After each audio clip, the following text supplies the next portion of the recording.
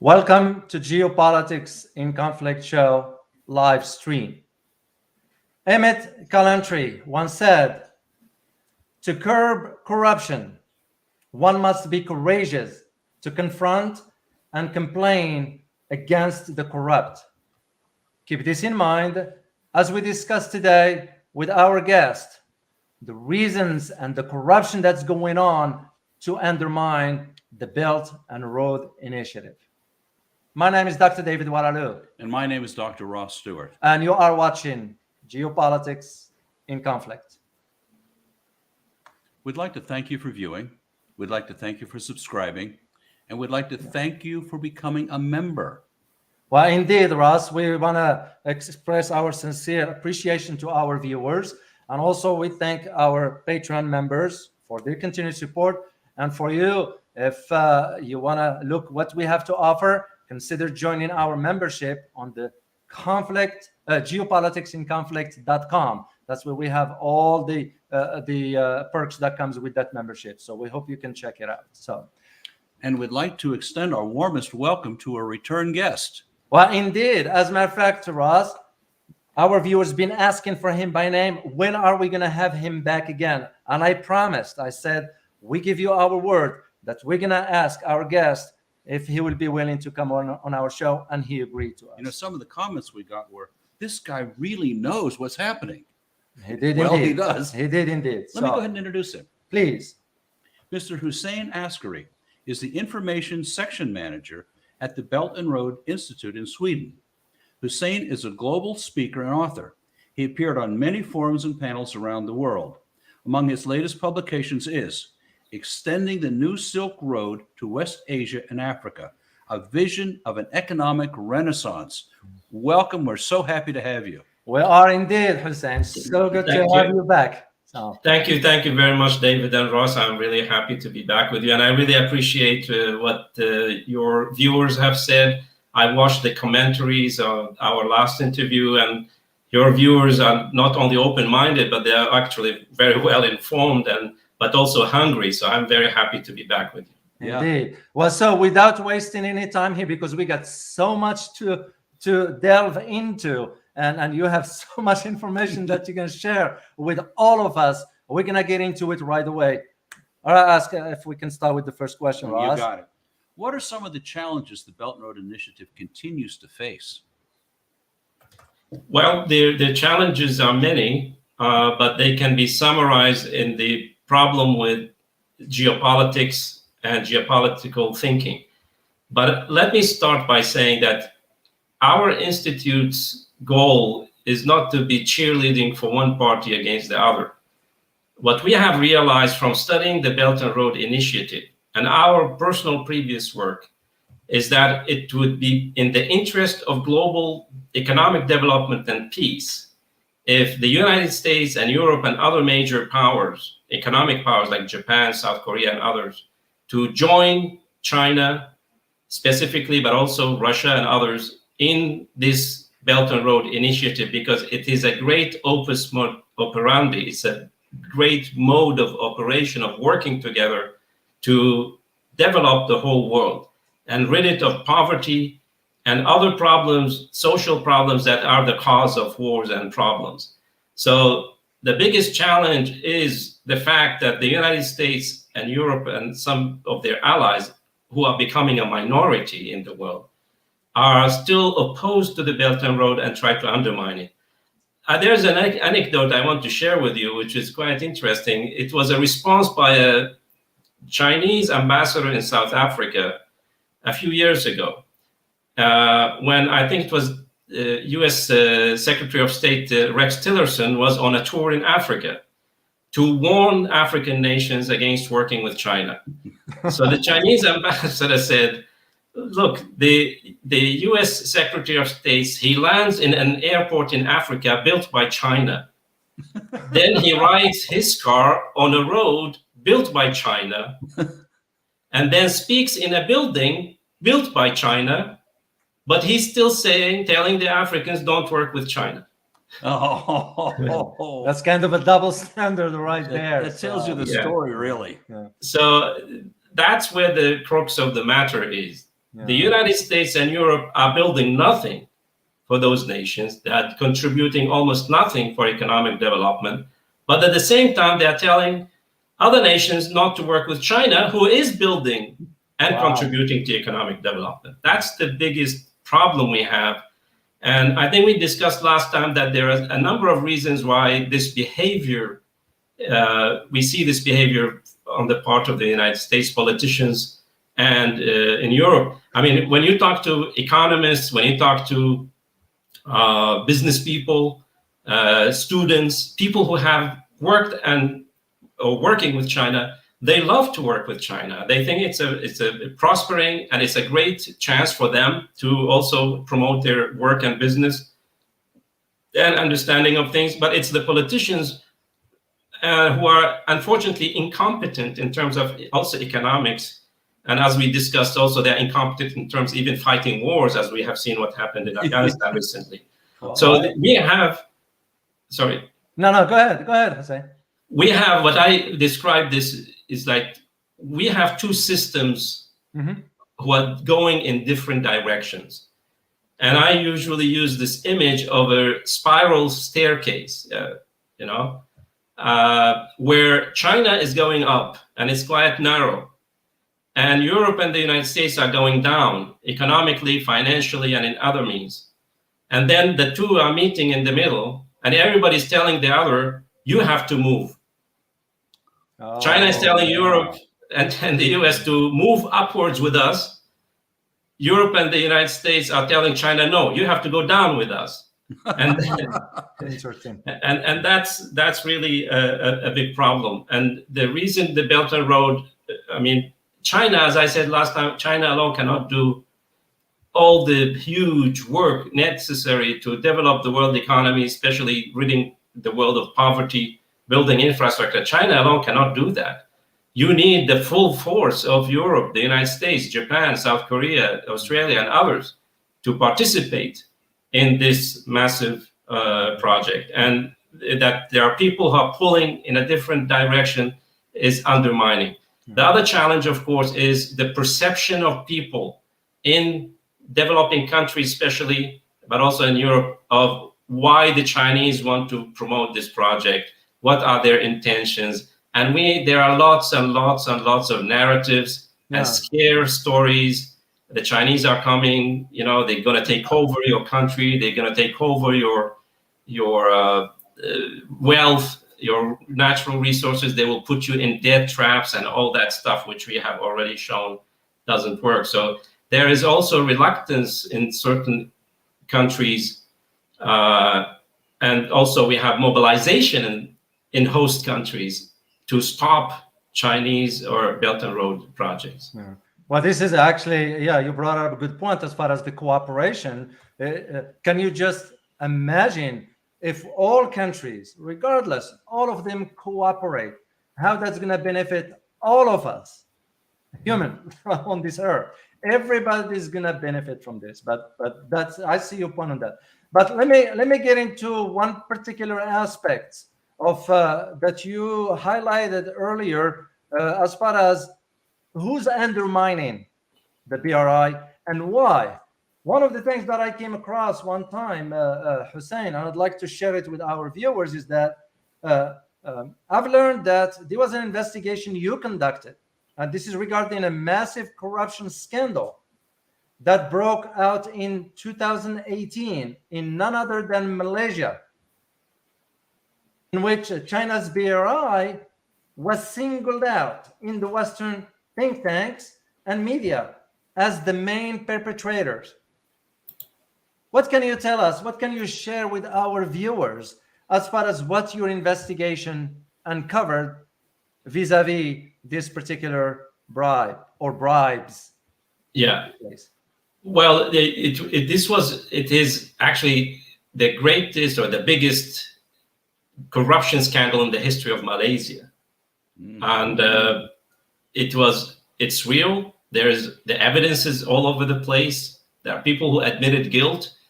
But the problem also, it involves the Prime Minister of Malaysia, Mr. Najib Razak.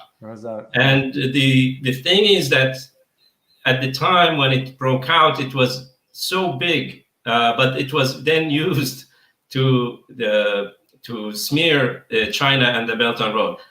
When I heard about this story, I immediately, because I know certain things about Malaysia from the time Prime Minister Mahathir Mohamad was the prime minister during the Asian crisis, and he took a big fight to save Malaysia from international currency speculators like George Soros, and also the conditionalities of the IMF and World Bank, and he actually saved his country from all that. But then, so I have a special interest in Malaysia in that sense, but I looked at what is being said about that crisis. So I went and looked at the whole, as usual, when I hear something, I have to go do my homework. If it's interesting for me, I will go and investigate it myself, because these are sensitive things, but the lessons you learn from the investigation are even more interesting. So, I mean, the corruption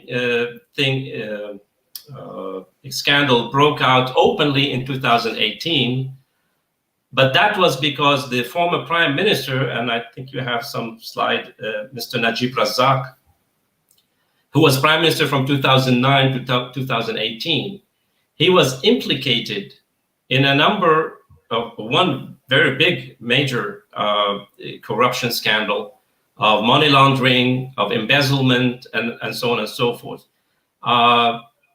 He lost the elections in 2018 to Prime Minister Mahathir Mohamad again, became prime minister. Now, Mr. Najib Razak is from a powerful family. He is popular in London, where he actually studied economics in Britain as a young man.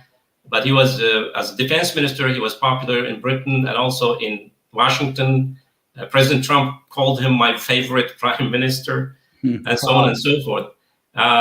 So the thing is that he actually, after he lost the elections, the new government started an investigation into a very big corruption scandal, and which involved an investment fund in Malaysia, which is called the One Malaysia Development Berhad.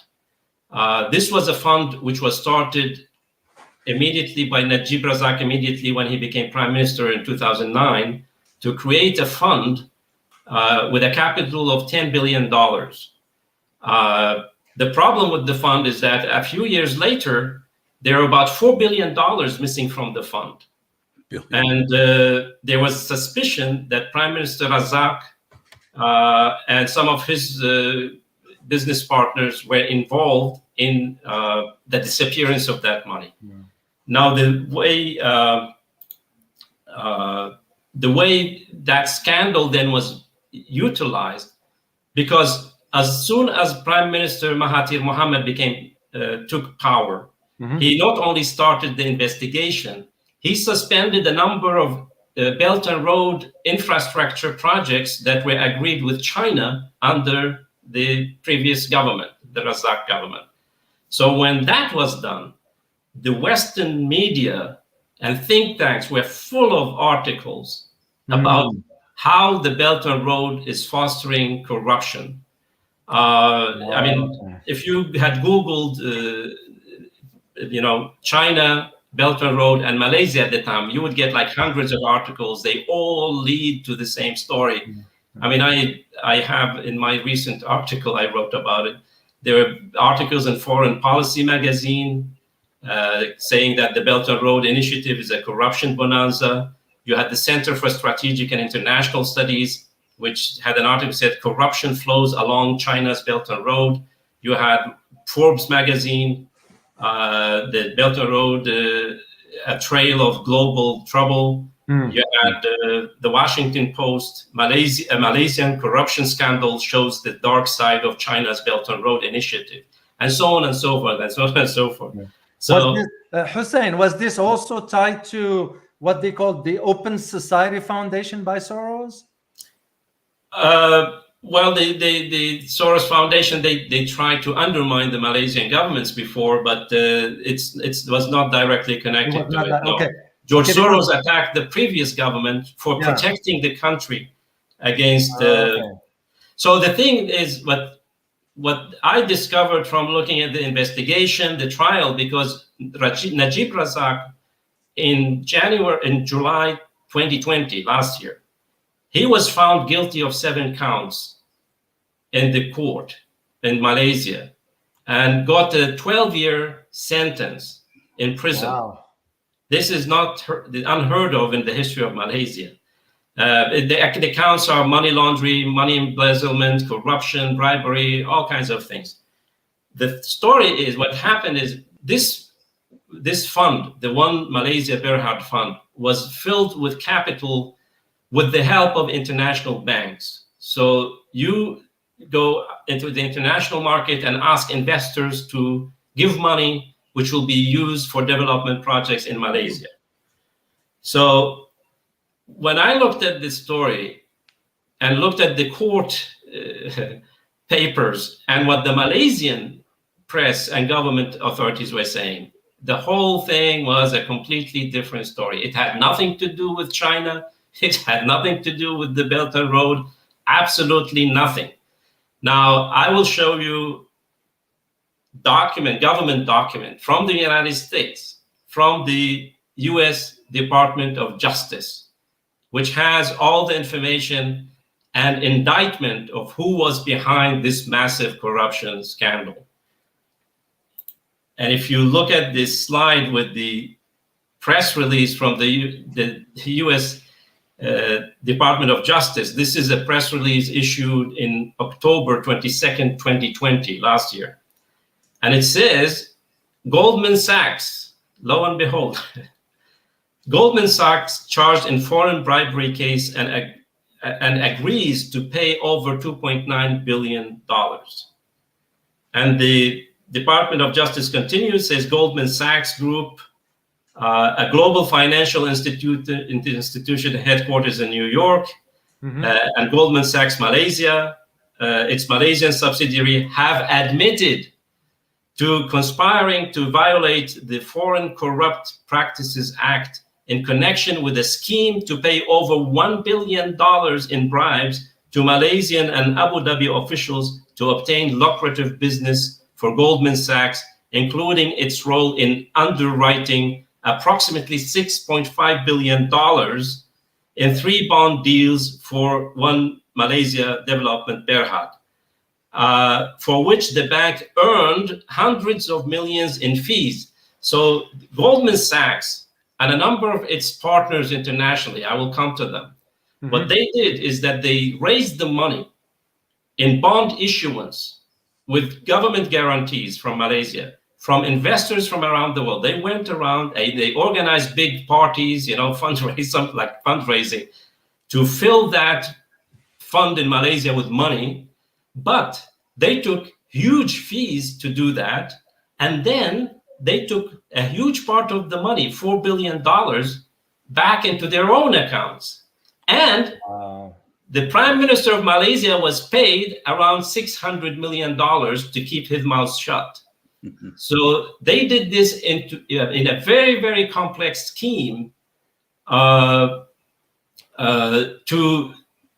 money laundering, of course, to make sure that the money, the bribes for the Prime Minister of Malaysia went to the right banks outside Malaysia without anybody detecting them. So here we have the Department of Justice of the United States says that Goldman Sachs, which is not a Chinese bank, it's not a Communist Party bank, it's an American bank, very, very powerful in the corridors of power. They are the culprits.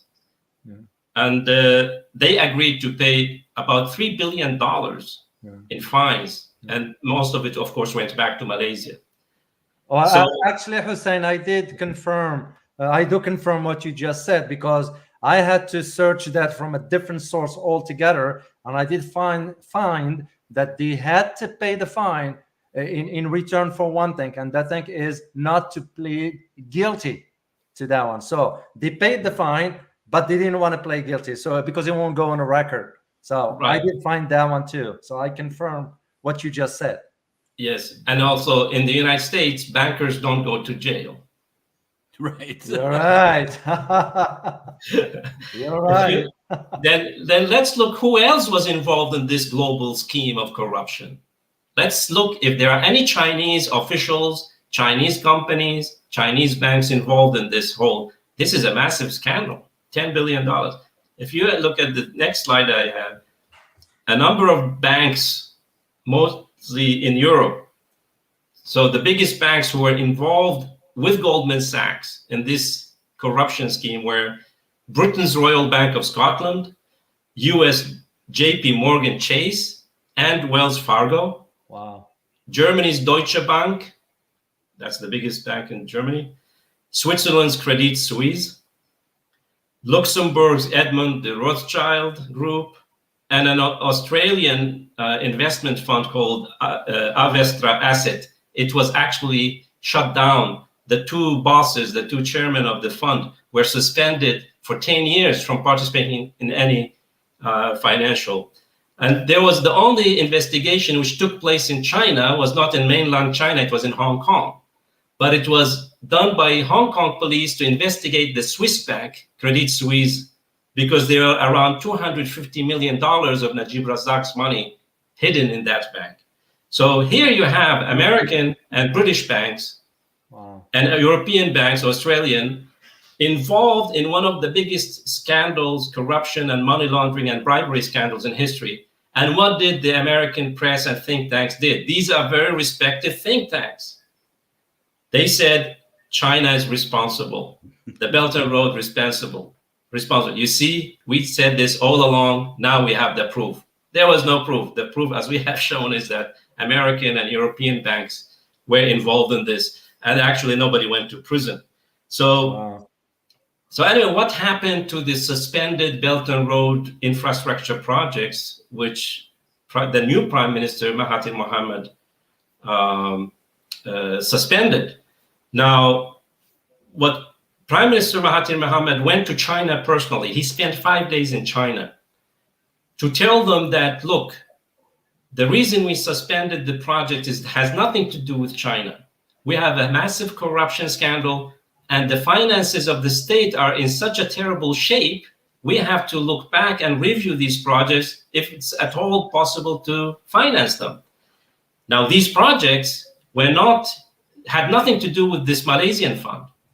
These projects, like the East Coast Rail Link, which is a $16 billion major high-speed railway project, and a major gas pipeline, the Noor, I think it's called a Noor gas pipeline.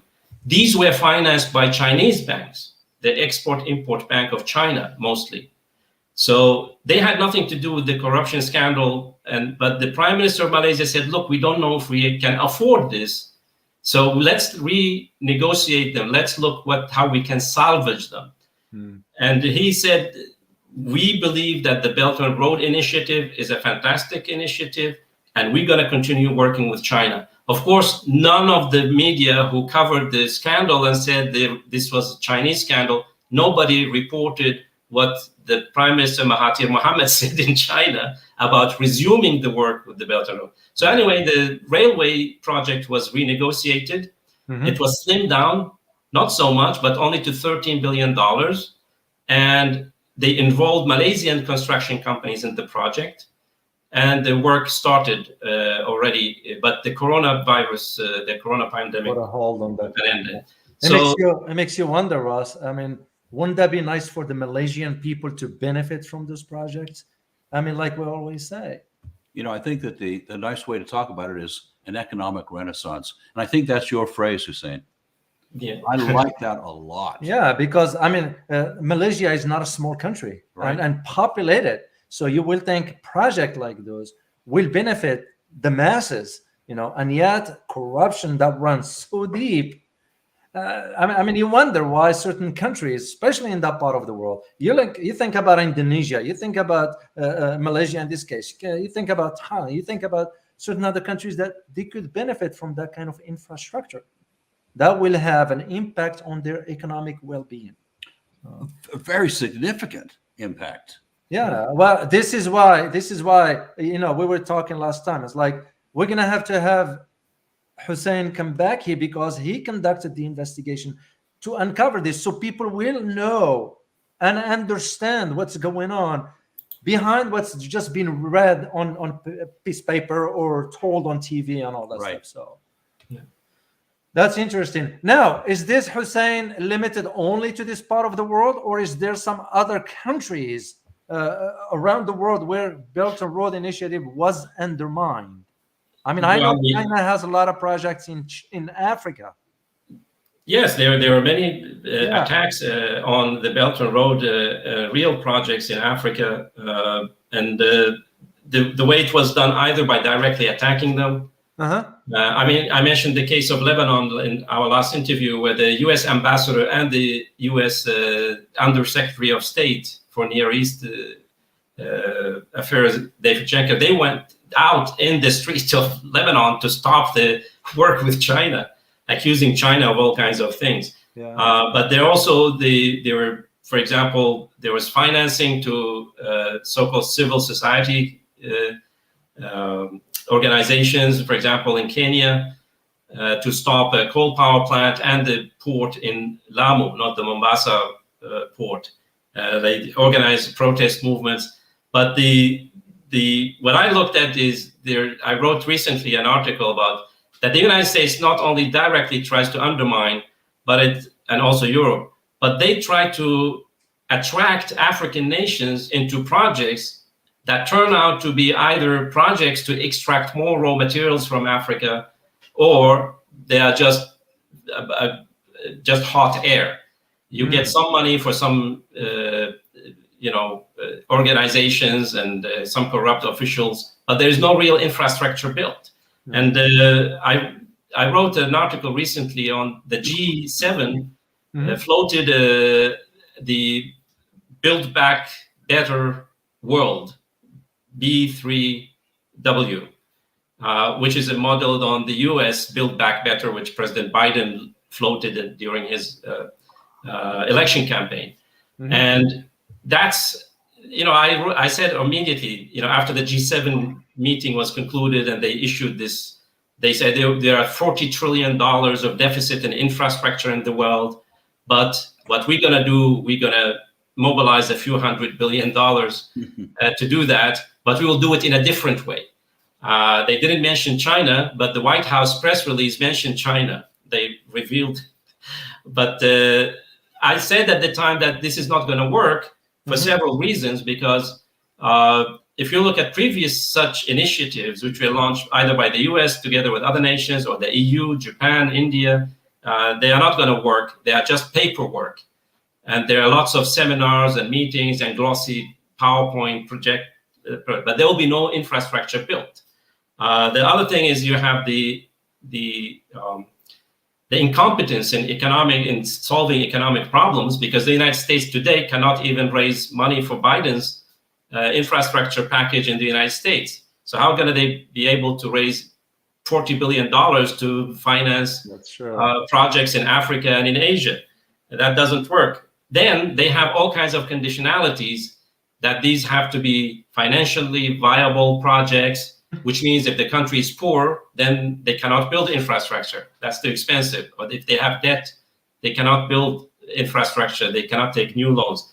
They have to be environmentally viable, which means that coal power plants, hydropower plants, dams, highways, all these things will not be built. So what you end up with is a bunch of democracy projects and human rights projects, no real infrastructure. Yeah. So what the most potent initiative I saw was under the Trump administration. It was called Prosper Africa. And Prosper Africa relaunched the US Export-Import Bank, because under Obama, the Obama years, Congress froze the work of the Export-Import Bank work in Africa. So there are no loans extended to African projects. So Trump, as a businessman, he said, look, we can restart this thing. It's good for American businesses. And the biggest mobilization I have seen in my life for an economic project, a business project, was conducted through Prosper Africa for a project in Zimbabwe, where the United States put in $4.6 billion in funds from the Export-Import Bank of the United States. And then they rallied funds from France, Europe, Japan, India, Thailand, and many other countries. So they managed to raise $20 billion in a matter of months only for a project in Zimbabwe with very few people have heard about. And it turns out that the project is not infrastructure, it's not railways, it's not power plants, it's a liquefied natural gas project. Which means that you will extract even more wealth from Africa. And actually the intention behind it was to undermine Russia's big role as the gas exporter. So nations were told to buy this gas in advance and not rely on Russia. So this huge amount of money. So actually the gas field was discovered already in 2010 by a Texas company from your area, Andarko, which is great. It's great that nations have natural resources they can use for their development. But our knowledge is that natural resources are never used in Africa for the development of the nations. But by 2014, the idea matured. But another scandal broke out because the people in the government of Zimbabwe did exactly like the government in Malaysia. They went to European banks and they said, look, we have this gas, it's coming in the future. We need to raise some capital for projects in Zimbabwe. So they borrowed money through the same Swiss bank, the Credit Suisse, to raise $2 billion for a fishing project in Zimbabwe. That's why the scandal was called the tuna fish bond scandal. Because the money was raised, but then some ministers took part of the money, the Swiss bank took the money, and then a company in the United Arab Emirates took the rest of the money. And there was no tuna fish caught in the process. But they were building dreams on the fact that there will be gas pumped from the offshore fields of Zimbabwe, and everybody will become rich. We will be able to pay back the debt. So the Trump administration, the French, the Japanese, and the British, they all mobilized to build this liquefied natural gas project, and it's right in the northeast, offshore, northeast of the border with Tanzania, and so the work started. In 2019, the preliminary work by Total and Exxon. There are two fields. One is run by Total, the French, and one is Exxon. But guess what happens by the end of 2019, early 2020? Islamic State, Daesh, shows up in that region and launches an insurgency in the same region where they are supposed to have this project. And therefore this whole thing, the American and French companies, they packed and left, and they wrote a letter to the government of Zimbabwe that they cannot work under such conditions, and the whole thing was shut down. Now Zimbabwe is facing both a terrible insurgency but also a terrible economic and social crisis in the country. And there is no infrastructure built and nothing. So this is an example of a nation which we're told, look, don't work with the Chinese, don't work with the Russians, we will make you wealthy. But the whole idea was built on extracting more natural resources, whereby no real benefit for the population was spent. Yeah. So I'm sure, Ross, that if, based on what Hussein is saying, anytime you hear countries getting involved this way, I am sure Congress might have done something behind the scenes. Yeah. Hussein, did you uncover anything about the role of Congress into all this?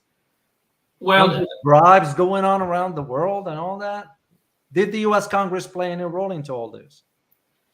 Well, the U.S. Congress does two things. First, they make sanctions against nations so they cannot work and build. The other thing they are doing is they have been financing all kinds of operations in many countries to destabilize governments. And we also have so-called non-governmental organizations in the US and Europe who are doing the same thing. But Wow. Last year, there was a very interesting, at the height of the campaign against China in the United States under the coronavirus. Some people in Congress, especially on the Republican side, like Menendez, Cruz, and others, they were mobilizing against China in Congress, and then obviously was coordinated with Pompeo and others in the Trump administration to launch an information campaign against the Belt and Road. And that became a bill, which was actually approved, a bipartisan bill in the Senate. It's called, I think I have a picture of it here. It's called Strategic Competition Act of 2021. To address issues. Did you hear of that? No, I did I not. didn't hear of it. Wow. Oh my This God. was, April 2021, I think it went through the Senate. And it explicitly says to address issues involving the People's Republic of China. And if you go through, I mean, it's a long document, but if you do as I do, you go read what is in it. Yeah. Instead of relying on some newspaper telling you what is in the paper, it's open for the public. You can go and read it. And you see here in section 132, it says very clearly, authorization of appropriations for countering Chinese influence fund. So they create a fund to encounter Chinese influence. This sounds like, Stasi stuff. Yeah, really. So basically, it would be part of the propaganda stuff, right? Propaganda, yes. Yeah. And, Article A, it says, countering Chinese influence fund. There is authorized to be appropriated $300 million for each of fiscal years 2022 through 2026 for the countering of Chinese influence fund to counter the malign influence of the Chinese Communist Party globally. Amounts appropriated pursuant to this authorization are authorized to remain available until expended and shall be in addition to amounts otherwise authorized to be appropriated to counter such influence. Now, 5 years, $300 million a year, that's $1.5 billion. Then you have that's our tax money. That's our Yes. tax money. That's our Wow. tax That's your tax money. That's your tax money. Yeah. And then you have in section D, very explicitly says support for local media. That's local media in Africa, in Asia, in East Europe, and in South America or Latin America. It says the Secretary of State acting through the Assistant Secretary of State for Democracy, Human Rights, and Labor, and in coordination with the administrators of the United States Agency for International Development, USAID, shall support and train journalists on investigative techniques necessary to ensure public accountability related to the Belt and Road Initiative. So it sounds nice. Well, this is Hussein. It's almost literally, it's a display of the conflict between geopolitics and economics. This is where you see you're going to have to, the West is going to have to do whatever it needs to do to influence the economic outcomes in order to dominate geopolitically. That's the bottom line where this is going. Basically, the West is very concerned about that one. So, well, here's what we're going to do, because since we are live, we do have a lot of our viewers online right now. And we're going to open it up for some of their questions to you. Because this is becoming a breaking story. Yeah, later on after we finish your section first. Yeah. So I just wanted to... Yeah, I'm happy to answer questions from your viewers. That would be great.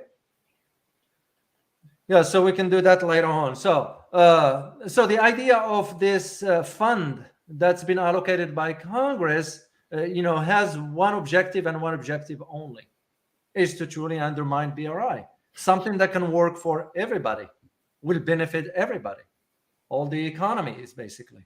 So why not build some hospitals to show that you are better than the Chinese?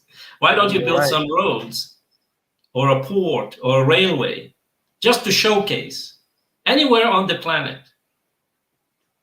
and showcase that we are able to build better, more efficient, and more friendly infrastructure, which does not involve debt trap, it does not involve corruption, it does not involve environmental damage. Why don't you do that? That would be the natural thing for me to do. You talk about competition. Competition means you try. I mean, President Xi Jinping had a nice thing to say to President Trump. He said, yes, we should compete, but as two sprinters on the track, but not two boxers in the ring. Wow. Yeah, that makes sense. Because you show you are better than me in doing these good things. I would be very happy. Right. But if you try to undermine me in a boxing match to stop me from doing something, that's where the problem is. I mean, I think there is a Chinese saying, not Confucius, but it's a Chinese saying. It says the person who says it cannot be done should make place for the person who's doing it.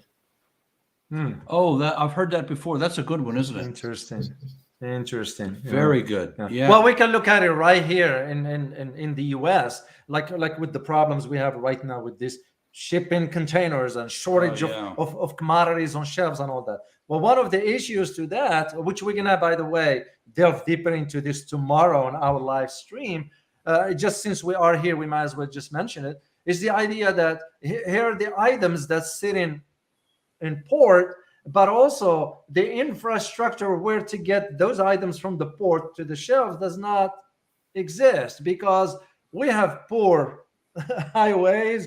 Our bridges are crumbling.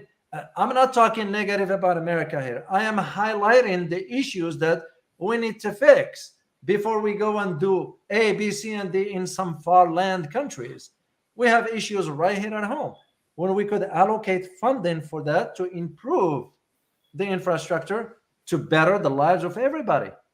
And yet we are going about spending money on issues that have nothing to do with us here, with the well-being of an average citizen. So yeah, that's very, very interesting point, Hussein, that you brought up. And now, did you notice anything in your investigation, or did you uncover anything about Latin America? Because we don't hear much about Latin America. Out of curiosity, was there anything about Latin America?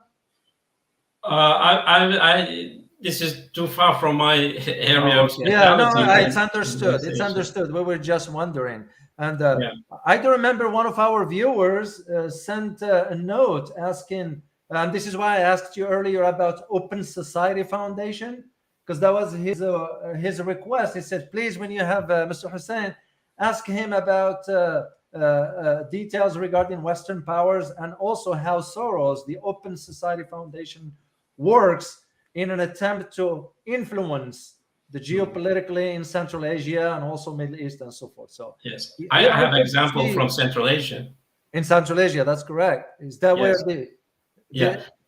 when the Central Asian nations, after the fall of the Soviet Union, they became independent, and geopoliticians from the United States and Britain said this is a perfect opportunity to go back to the great game by using Central Asia against Russia and China.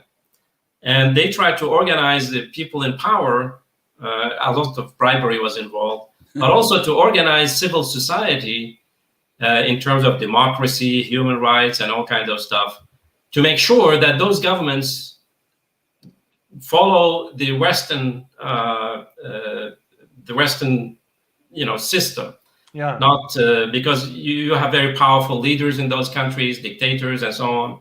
So for security, they organize all kinds of human rights organizations and civil society organizations. And Uzbekistan, it became a really bloody story, because in Uzbekistan, you had so powerful, organizations like George Soros Open Society, Human Rights Watch, Amnesty International, and many others, financed and funded from both Soros and the EU and the United States government, who were organizing young people against their own government. In 2005, there was a huge there riots in the city, in the capital. What happened is that you had the Islamic movement of Uzbekistan, which is the sister of the Islamic movement in Turkestan, the Chinese Xinjiang terrorist group. They got into the whole thing and started shooting at the police. The police shot back, and then lots of people were killed, both police and demonstrators. And then the government launched a massive campaign to clean up the whole country from this Islamic movement of Uzbekistan. But in the meantime, they launched a campaign against these human rights organizations. So George Soros' Open Society was shut down. The license of human rights and Amnesty International were withdrawn, and then they had to apply again. So Amnesty International and Human Rights Watch, they reapplied again because those organizations, they made false allegations about the government, which created the riots in the first place. Yeah, so it was sort of planned, and that's exactly what this. The only organization which was not allowed to apply again was George Soros Open Society. Yeah. So they're out. Well, good. So, we see this in so many places around the world. Yeah. These subversive organizations are sponsored by Western finance, going just to cause trouble. Well, this is why this viewer sent us this. As a matter of fact, this individual who sent this request sent it about almost a week ago. Oh, wow. He said, make sure, well, Is it very cool? yes. Yeah, you can say that because he asked. Yeah, well, it was one of our staunch supporter, Beryukov, who sent the request for this. And we promised, as is sure, when Mr. Hussein gets here, when we are with him, we will ask him the question. So here is Beryukov. If you are watching, Hussein has answered your question here. So is it time, Elizabeth, to open for? So Hussein, what we're gonna do is we're gonna open up the floor for questions. There are some of our viewers waiting for this. So you ready to answer a few questions for some of our viewers? Sure. That would be great. Thank you. Let's see the first one. First one is coming from Thunder Dragon. Thank you for being here. The question is, how far has BRI achieved its objective? When will Gwadar project be finished? And how far has the project in Gwadar been going? So do you know anything about that? Yeah, well, I followed the developments around the China-Pakistan economic corridor. Mm-hmm. The port of Gwadar is a long-term process. Mm-hmm. Now, some berths are already constructed. It's working to a limited extent, but the whole Gwadar port is part of a much larger development project for building industrial zone, new residential areas, and connecting Gwadar to the rest of Pakistan. If you look at the map, Gwadar is in a remote area, actually, of Pakistan. And also, it's in a very unstable area of Pakistan, in the Balochistan province, right on the border with Afghanistan, but also on Iran. So the idea was to open a port there to bring economic activity and urbanization to one of the poorest regions in Pakistan. Because if the idea was just to make money and trade, the Karachi port is big enough. It's big. But the idea of the Belt and Road is to build development corridors. Mm-hmm. So you build a port, you build a city, you build industrial zones, you build schools, hospitals, agriculture, and then you connect that area to other economic areas. Yeah. So that's would it be fair? Purpose. So will it be fair to say, Hussein, that the project in Gwadar is moving forward? It is moving forward. Okay. It is it looks slower than other projects because it's not like, if you look at the Colombo port, for example, because it's right in the capital of Sri Lanka, and it's a huge project. It's thriving, but the Gwadar port is not that kind of port.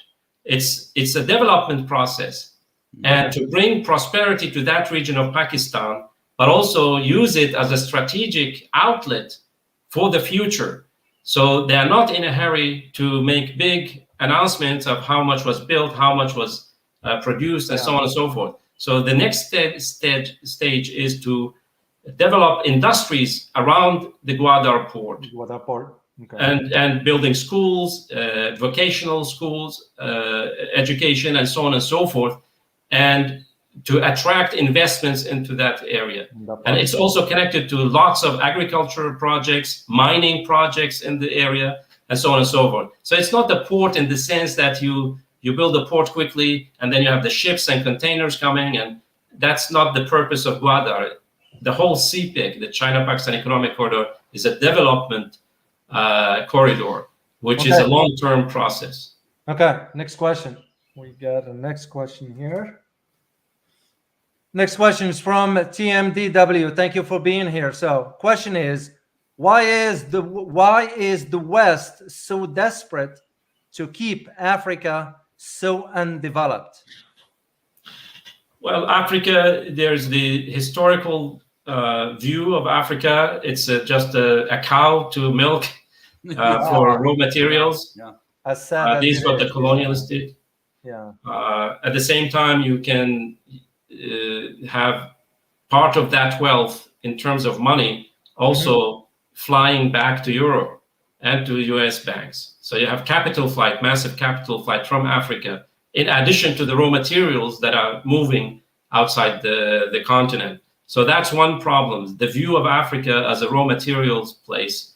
And the other thing is to avoid the fact that so-called rivals, imagined rivals, China and Russia, have an influence in Africa where they can both develop those countries and build stronger relations, and also at the same time benefit from the raw materials of Africa.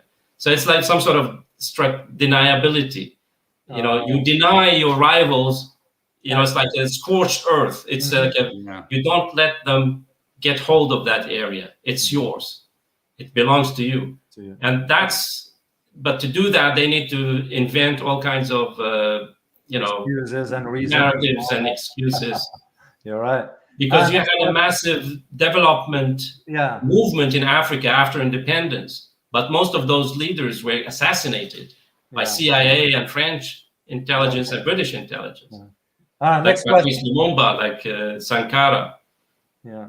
Here's the next question, Hussein. It's from Benjamin Yao. I hope I pronounced it correctly. So thank you for being here. So question is, previous BRI map shared by Hussein, which we showed last time, showed sea route from China cutting across KRA canal to Indian Ocean. But new BRI map no longer have KRA canal. Has there been a change? I have been waiting for somebody to ask me this question for a while. Benjamin, that's very, very good observation. Yeah. We did that intentionally, actually, because there's a very important project. It was already discussed in 1980s, even before that. But in 1980, the government in Thailand, with the support from Japan and our friends in the Schiller Institute, they mobilized to actually make this project a reality, which is you have the Kra Isthmus. You know, Thailand becomes very narrow in that area, which is very close to the Strait of Malacca, because the Strait of Malacca is a bottleneck for Asia-Europe trade, and it's a very strategically fragile area. So the idea is to open a new Panama Canal cutting through Thailand. And this is a project which we actually support, to create an additional outlet in addition to the Malaga Canal, the Malaga Strait, to facilitate trade between East and West. Previously, the Japanese supported that idea. And also now, both the Japanese and Chinese support the idea, but there is a lot of opposition to it. Also, that region of Thailand has been unstable because you have Muslim minority. So the idea was to bring economic development around that canal, the Kra Canal, to stabilize the situation through economic development. So there is no mistake in our map. My friend who made the map, he said, look, we should include the Kra Canal, although it's not part of the Belt and Road Initiative, but both China and Japan and other countries support that. So there is a project called the Kra Canal, which cuts through this the what do you call it, the waste of Thailand, to create something similar to the Panama Canal. Great. Well, thank you for that explanation. But also, Hussein, this gives you an idea about the type of viewers we have. That's how great. They are That's great. tuned for. Next question is from Dakian-san. Good to see you, Dakian. Dakian is one of our staunch viewers here, so supporters. So, question is, what do you think about the industrial park China helped to build in Egypt? As far as I know, this model has been very successful in China. That's wonderful. Yes, I have written actually about that industrial zone, which is a Chinese fortress at the Ain al-Sukhna port in the southern part of the Suez Canal. Wow. And it's very, very important. There are many industries from China who set up shop there. One of the ironies is that one fiber optic company from China, it's called Jushi. They are, I think, the world's largest fiber optics, fiberglass producers. They set up shop there exclusively for export to Europe. They produce all kinds of products, including massive blades for the wind turbines. It was so successful and flooded the market in Europe that the European Commission put a 30% tariff on imports from that Egyptian factory. Oh my God. They felt so threatened. There is always a way of undermining the stuff. Yeah. I mean, why do... My goodness. And the European Union put 100% tariff on products of Jushi coming from China, but 30% on products coming from Egypt. So the Egyptians are following a very, very smart and wise policy of building infrastructure, but also building industrial zones, not only for the Chinese. There's a Russian industrial zone at the north of the Suez Canal, but also the Japanese companies who set up shop, like Mitsubishi cars. They set up shops for the electrical circuits of their cars in Egypt for export to Europe. So that's an important thing. Very interesting. Next question. All right. We see Nail Naman. Good to see you, Nail. And thank you for being here. Question. Will Afghanistan be part of BRI? That's a good question. It is a good question. It is a good question. And timely. Yeah. What do you think, Hussein? Yes. I mean, already in July, the Schiller Institute, not the Belt and Road Institute, I'm also a member of the International Schiller Institute. The chairwoman convened an international conference and issued a call because when the United States troops withdrew from Bagram base, before they withdrew from Kabul, immediately said, look, this is a moment, like an inflection point in history where an old system failed and we might have a new system proving that it's more competent. And that's to integrate Afghanistan into the Belt and Road Initiative. So we did a number of conferences. I did a lot of research on this. We found a lot of material from Afghanistan that there are actually plans by both the previous Afghan government and even the Taliban to ask to be integrated into the Belt and Road Initiative and invite Chinese companies and other companies to come and help build the infrastructure of Afghanistan. So the spokesperson for the the Taliban, the first press conference he held in Kabul after Taliban took Kabul, he said literally that we want to work with China, but we want to become part of the Silk Road. Wow. And there are now discussions in all the neighbors of Afghanistan. There's the Shanghai Cooperation Organization to integrate Afghanistan into this whole process. This is a whole other subject, which I gave lectures about recently in Copenhagen, but we can take it another time. But yes, Afghanistan will be part of the Belt and Road. Just to add to this one, Hussein, there was a meeting yesterday in Moscow. As a matter of fact, about 10 countries from the region were invited into Moscow's talk to sort of map out the new peace road for Afghanistan and how those countries. And what's interesting, the United States was not invited. Yeah, it was not there. I so, wonder why. Yeah, it was not there. One more, another question. Ariel, here is Ariel. Hi, Ariel. Ariel is another of our staunch supporters. So thank you, Ariel, for being here. Question: what about connecting the BRI to the Pan American Highway Initiative? Do you know anything about that, Hussein? Yeah, there was an initiative to build another Panama Canal in Nicaragua. Right. We tried Before that for a while. Yeah, but there is also the an old project that was actually proposed by Alexander von Humboldt before the German explorer, but even by the United States earlier, to connect North America and South America. And through what your questioner is talking about, this is mentioned in the report which I participated in working in. It's called "The New Silk Road Becomes the World Land Bridge." And there's a whole section on South America, and it's called "Bridging the Darien Gap" I think in Colombia, to connect, because there is no direct connection between North America and South America. So you need to bridge that gap. It's called the Darien Gap, to have a bridge to South America. It's completely feasible and should have been done a long time ago. No, that would be great.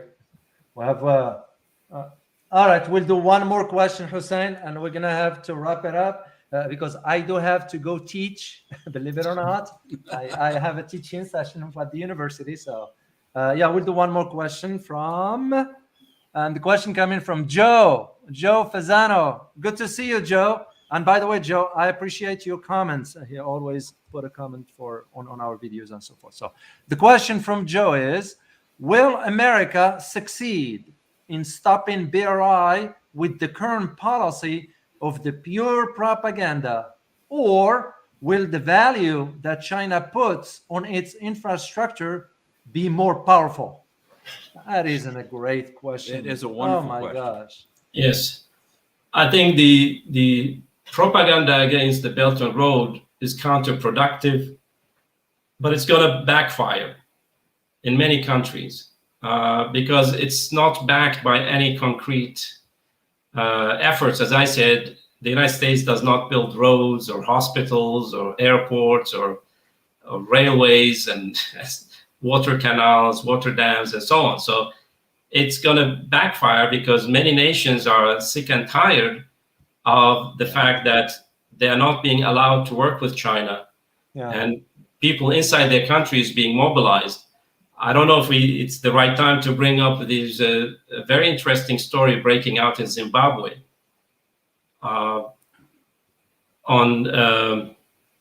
the Zimbabwe official newspaper, the Herald, published a very devastating account of how the U.S. Embassy, in accordance with what we saw from the Congress, the Competition Act of 2021, the U.S. Embassy was organizing courses to so-called independent journalists and civil society people, but mostly journalists who are opposed to the government of Zimbabwe, to write smear articles against Belt and Road projects being conducted by China in Zimbabwe. And according to the paper, now we need to verify that because this is a government paper, the government is facing elections, but also Zimbabwe is in a sensitive situation where China has become the biggest investor in the country. Yeah.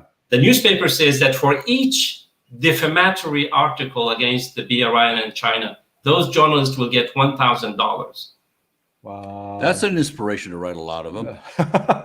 That's a lot of money in Zimbabwe. A lot of money in Zimbabwe, so we are following this story, investigating to see if the fact that the government newspaper comes out this big and citing sources who are inside these education courses is quite big. And therefore, I'm telling you, this is going to backfire big time against the United States and Europe. The article also says it's not only the United States, European, and especially Nordic countries like here in Scandinavia, are also doing similar things to undermine Zimbabwe's work with China and the Belt and Road. So there are all kinds of articles that people noticed recently that, for example, attacking Chinese infrastructure projects or dam projects because they had to move people from these sites, and that's a violation of their human rights. They talk about mining projects in China and Zimbabwe, which poisoning people. So all kinds of articles and narratives are being spread all over the place by those so-called independent journalists in Zimbabwe. So this is really because this is one place, if this can be verified, this is one very solid case where the United States is paying people to write lies about the Belt and Road. And we will also do our due diligence by verifying that information, whether it's accurate or not. So we appreciate you bringing this up. Anything to add the last time? We can't tell you how much we appreciate you taking the time to talk to us. You're such a rich source of good information that we just can't get anyplace else. Thank you so much. And by the way, we're going to have Hussein come back again for some other topics altogether. So it'd be a privilege. So just for our viewers, for you to know, first of all, we hope you enjoyed what Hussein had to share with us, because this information, you can't find it anywhere else. This is why we do what we do, because we want to bring you information that you can't find elsewhere. So we hope you enjoyed it.